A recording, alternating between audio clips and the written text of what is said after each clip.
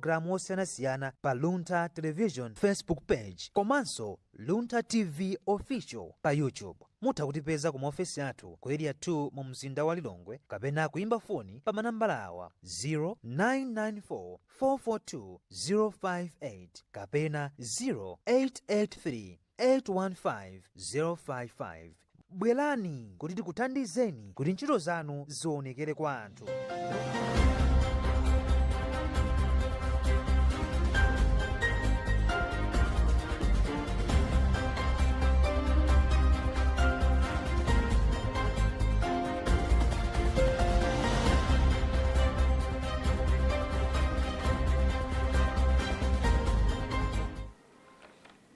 Hello and a warm welcome. This is Luntha TV News, bringing you clarity and context, broadcast from the Bishop Navy Media Center here in Lilongwe. I'm Kathy Matura. We begin this broadcast in Rome, where Pope Leo XIV today celebrated the sacred vows of the consecrated before turning our focus to the local political landscape reshaped by President Mutharika's appointment of a youthful Minister of State. These stories in all the day's headlines first. Pope Leo XIV leads Jubilee Mass celebrating consecrated life. Malawi marks World Mental Health Day with calls for stronger support in times of crisis. Malawi engages diplomats on boosting economic recovery and stability. In our exclusive report this week, Emmanuel Chiwocha explores public reactions to President Mutharika's introduction of the Minister of State and the appointment of a relatively young politician to such a prominent role.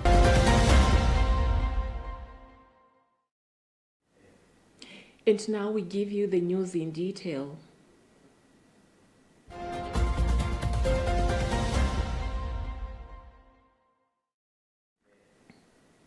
We start with news from the Vatican, where Pope Leo XIV presided over a Holy Mass at St. Peter's Square to commemorate the Jubilee of Consecrated Life, a key celebration in the Holy Year honoring men and women who have devoted their lives entirely to serving God and the Church. The Mass brought together thousands of religious men and women from across the globe, representing diverse forms of consecrated lives, such as monks, nuns, hermits, consecrated virgins, and members of secular institutes. The occasion provided a sacred time for prayer, reflection, and the renewal of vows for all those committed to living out the gospel. Vatican News report read by Cherit Shilanga. During his homily, Pope Leo XIV expressed deep gratitude to all consecrated men and women for their unwavering faith and selfless service, describing them as a living sign of God's love in the world. He noted that their vows of poverty, chastity, and obedience serve as a beacon of hope and compassion in a world often driven by materialism and personal ambition. The Holy Father called on them to remain steadfast in prayer and community life, urging them to let the joy of the gospel shine through your lives. He highlighted that their vocation is both a gift to the Church and a reminder that God alone is enough. The celebration also included moments of thanksgiving for the immense contributions of religious communities in areas such as education, healthcare, and pastoral outreach around the world. Pope Leo XIV offered prayers for those serving in difficult conditions, particularly in regions affected by war, poverty, or persecution. In the days leading up to the Mass, participants had gathered in Rome for various spiritual activities, including prayer vigils, conferences, and pilgrimages through the Holy Door of St. Peter's Basilica, all aimed at strengthening unity and renewing their dedication to mission and service. The Jubilee of Consecrated Life concluded on Thursday afternoon with the pupils.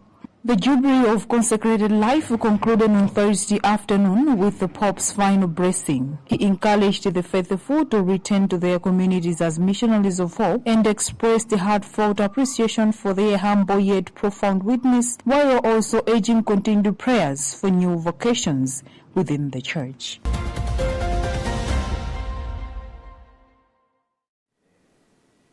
Senior Mental Health Officer in the Ministry of Health, Madalitso Makalira, says this year's World Mental Health Day, commemorated on October 10th, focuses on improving access to mental health services, especially during catastrophes and emergencies. She said Malawi, like many other countries, continues to face multiple crises, from natural disasters such as Cyclone Freddy to pandemics like COVID-19 and recent outbreaks, which have deeply affected people's mental well-being. More in this report filed by Judith Organ.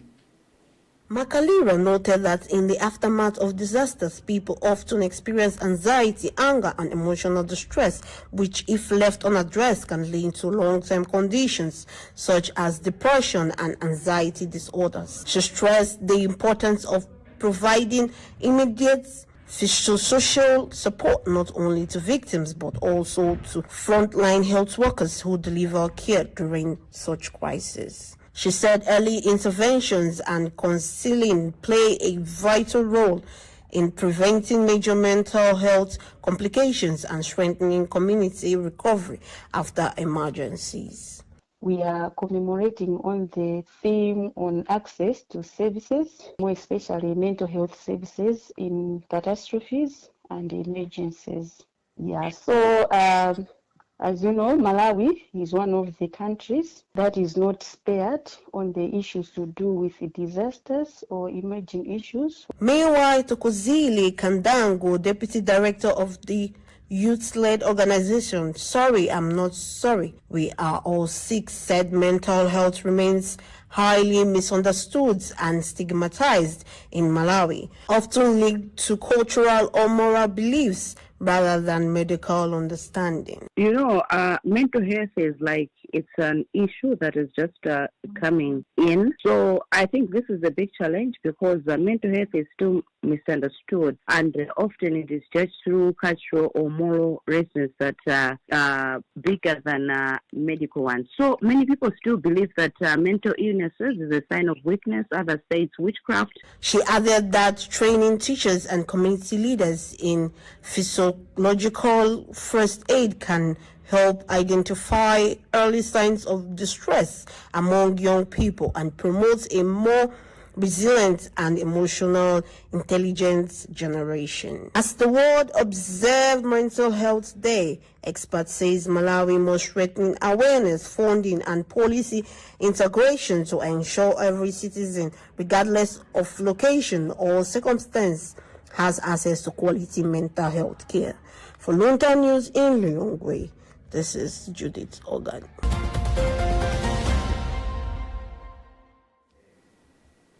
Agriculture expert Tamani Mvula has warned that fertilizer prices are likely to rise this farming season due to increased global transport and demand costs, urging government to make quick policy decisions on subsidies to help farmers plan ahead. Mvula was commenting on the projected surge in global fertilizer prices and emphasized the need for government to quickly introduce subsidies to support smallholder farmers across the country.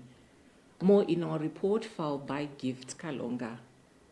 As Malawi heads into the new farming season, fertilizer prices are projected to surge due to increased global shipping costs. The Fertilizer Association of Malawi reports that transport charges have risen from $366 to $515 per metric ton, pushing up retail prices locally. Speaking with Luntha News, agriculture expert Tamani Mvula said that fertilizer prices are expected to rise sharply this farming season due to increased global transport and demand costs. He has since called on government to act quickly on subsidy decisions to help smallholder farmers prepare for the upcoming season. Mvula was commenting on the projected surge in global fertilizer prices, noting that the increase in international logistics costs and global demand will push local prices higher. He said this development poses a serious challenge for farmers who rely on affordable fertilizer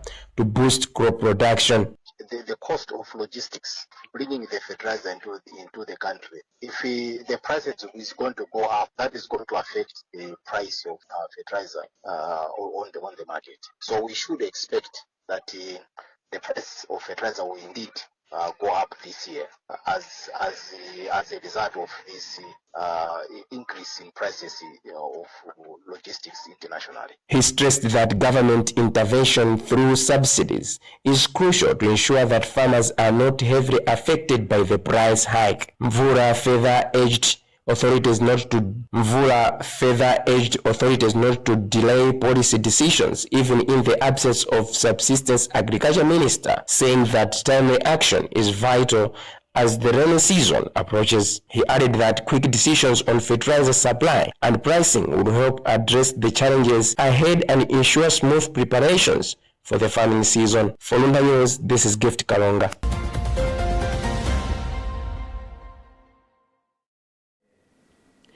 PBM Group Chief Executive Officer Engineer Dr. Peter Matipwiri has emphasized the need for Malawi to create a more supportive environment for the construction industry, highlighting that infrastructure development remains a cornerstone for the country's economic growth. He said despite the current macroeconomic challenges such as high inflation and limited access to foreign exchange, the construction sector continues to play a key role in driving national development. More in this report filed by Judith Organ. Matawire explained that the PBM Group, founded on his and his wife Beatrice's initials, has established the Sticon brand, a one-stop center designed to simplify building processes and offer high-quality materials at affordable prices. He said Sticon provides a wide range of products, including ready-mix concrete, roofing sheets, blocks, and steel fabrication services, all tested for engineering standards through its civil engineering laboratory. Infrastructure development is that's the bottom line for growth of any country. And indeed, go to 2063, our plans, and also go to every government that comes in place. You'll find that infrastructure development, because it creates the platform, it's a springboard for the economic growth of any country. Go into agriculture, go into the health sector, go into all sectors. Meanwhile, Principal Trade Officer Noah Shema said the Ministry of Trade welcomes the growth of companies like PBM Group, noting that local partnerships in the construction industry promotes empowerment and economic development. There being a solution, because individually or maybe financially one cannot be able to be at the standard where they are right now. But as they have put the resources together, it means they're going to meet the demands with energy, because they are together. As an individual, mostly the finance part, and also even the companies which will help, or who like the financial institutions. Shema said collaboration and compliance within national construction standards are key to build trust and capacity within the industry. He added that partnerships among local companies strengthen capital investment and ensure sustainable growth in Malawi's construction sector. For Luntha News in Lilongwe.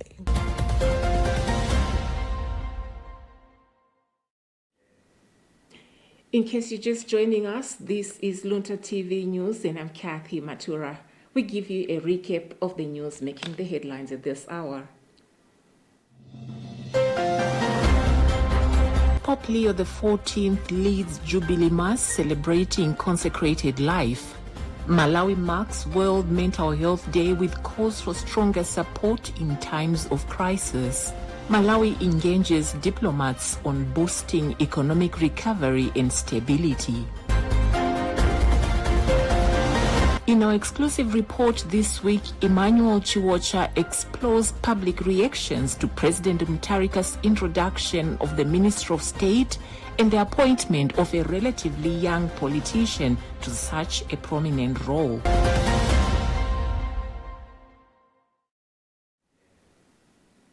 Moving on, Minister of Foreign Affairs George Chaponda and Minister of Finance and Economic Affairs Joseph Mwanamveka on Thursday met with heads of diplomatic missions and representatives of international and multilateral organizations accredited to Malawi. The discussions centered on enhancing support, cooperation, and collaboration to accelerate the country's economic recovery and ensure long-term stability. Bridget Mwanoka reports. During the engagement, Mwanamveka highlighted the vision and strategic plan of His Excellency Professor Arthur Peter Mutharika to tackle pressing national issues such as the economic downturn, food insecurity, fuel shortages, and energy challenges. He reiterated the government's commitment to engage with each diplomatic mission individually to hold in-depth discussions on how development partners can most effectively support Malawi's development priorities. Meanwhile, Minister of Foreign Affairs George Chaponda expressed gratitude for the ongoing support from development partners and stressed that the government will focus on strengthening economic diplomacy while also addressing the challenges encountered by the diplomatic community to ensure a conclusive environment for collaboration. In response, members of the diplomatic corps congratulated the two honorable ministers on their recent appointments and reaffirmed their commitment to continue partnering with Malawi. They pledged support in advancing the country's development agenda, fostering sustainable economic growth, and jointly tackling the current socio-economic and infrastructural challenges facing the nation. Bridget Mwanoka, Luntha News.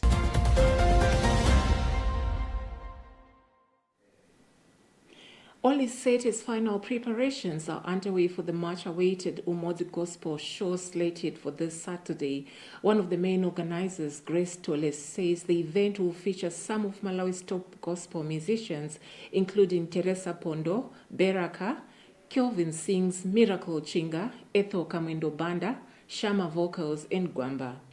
She added that they have also included promising up-and-coming gospel artists like Beth McMaka, Faith Mwambira, and Kim Line, who are expected to move and inspire the audience with their powerful performances.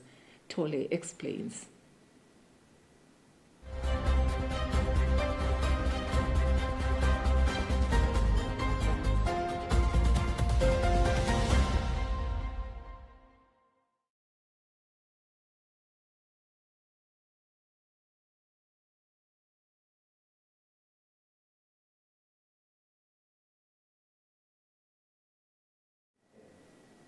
We'll give you that report in our subsequent bulletins. In the world of sports, the Malawi national football team, the Flames, have been awarded 3 points after Equatorial Guinea failed to show up at the Bingu National Stadium due to travel challenges in the FIFA World Cup qualifiers.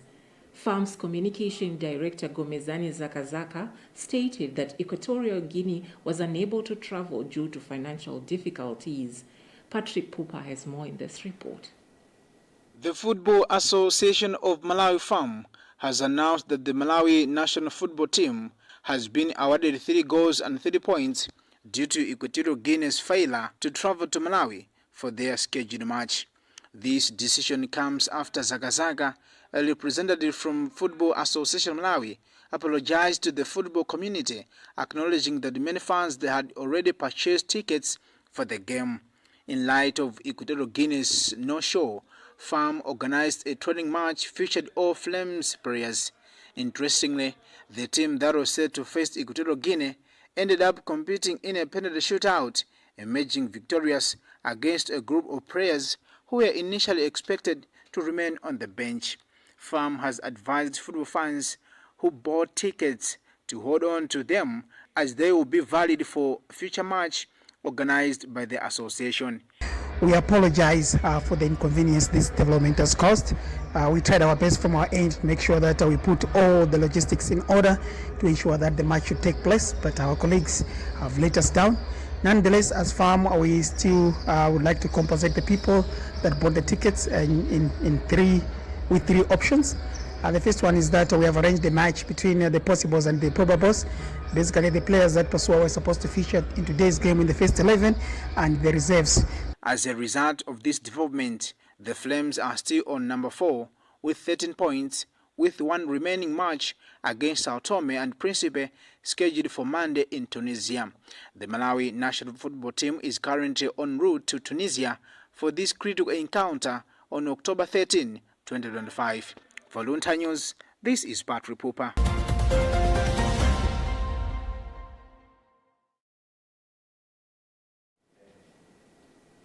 When President Arthur Mutharika returned to power last month, his cabinet announcement brought a mixture of familiar faces and unexpected changes.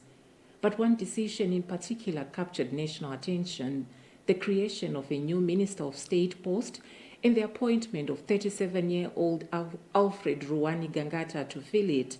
Within hours of the announcement, the move dominated public conversation, sparked debates about youth, inclusion in politics, political patronage, and the new direction of the new administration.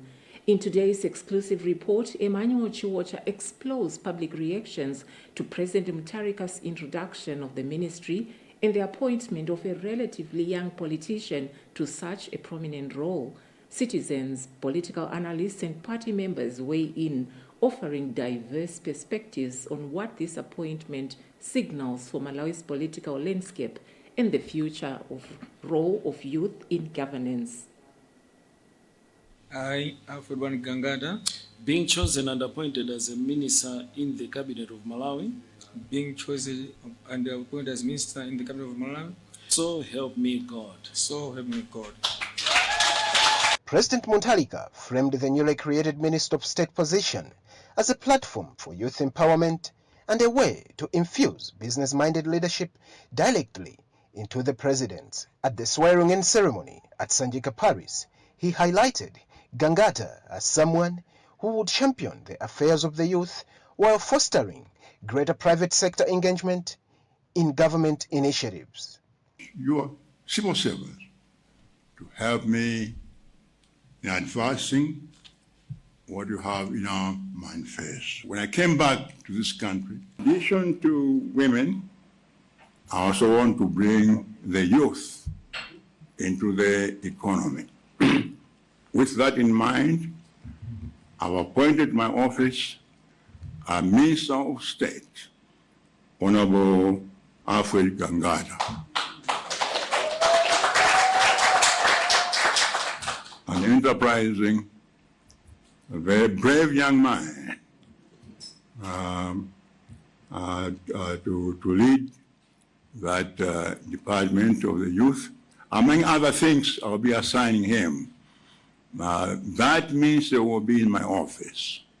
The Minister of State is in my office. The partial cabinet release also reaffirms Gangata's role within the Democratic Progressive Party DPP as Vice President for the Central Region, signaling that the appointment carries both political and technocratic weight.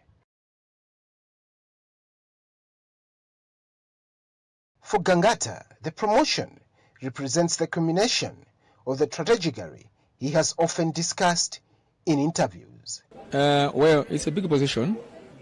It's the same as Prime Minister. I'll make sure that every Malawian is receiving the same treatment. First of all, we need to put Malawian first. We should not be greedy, but to serve the interests of the nation of Malawi. Well, because they are not close to me. If they are close to me, maybe they should know exactly who is Alfred Gangata. For now, let me be like the Thomas of Didim. But I believe I'm going to manage this challenge. Reaction from political commentators and analysts was immediate and valid. Vudo Bamusi, speaking to the state and the local media, described the appointment, Gangata in particular, as a reflection of trust in professionalism and experience. However, not all feedback was positive. International and domestic coverage of Mutharika's inauguration noted that his return occurs amid public frustration over economic challenges, including food and fuel shortages, high inflation, and lingering accusation of favoritism from his previous administration. Still, Others expressed hope that the appointment could yield positive results.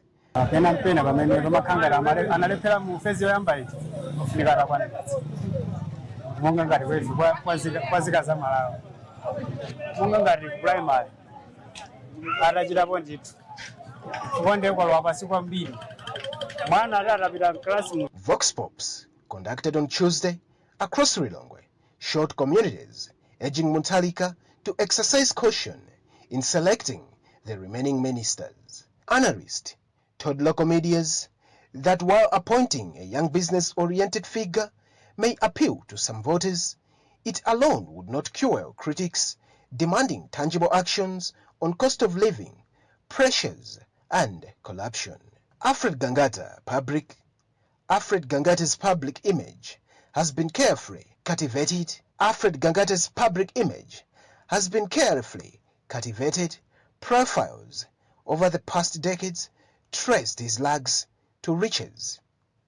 Journey from a businessman ravaging private ventures into political influence to carving the reputation within the DPP, asked a skilled organizer. Alfred Gangata's public image has been carefully cultivated.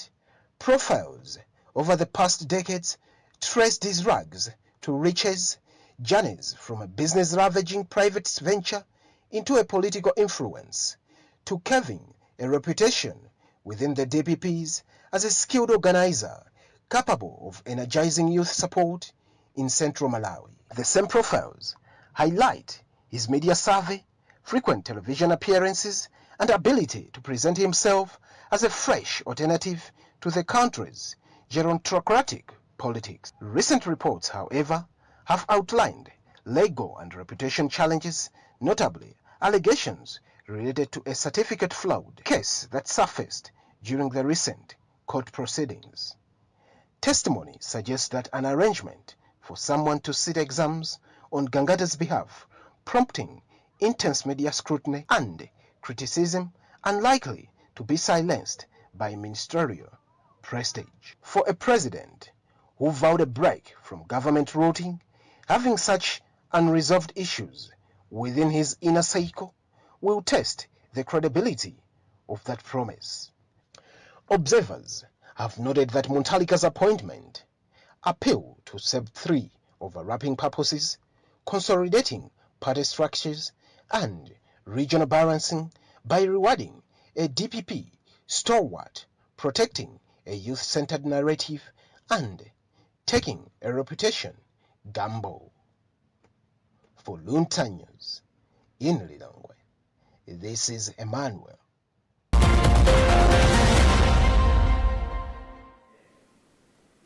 That special report on the end and the appointment of youthful Gangata to a prominent role of Minister of State marks the end of this bulletin at this hour. But before I go, here's a recap of the headlines. Pope Leo XIV leads Jubilee Mass celebrating consecrated life. Malawi marks World Mental Health Day with calls for stronger support in times of crisis. Malawi engages diplomats on boosting economic recovery and stability. In our exclusive report this week, Emmanuel Chiwocha explores public reactions to President Mutharika's introduction of the Minister of State and the appointment of a relatively young politician to such a prominent role.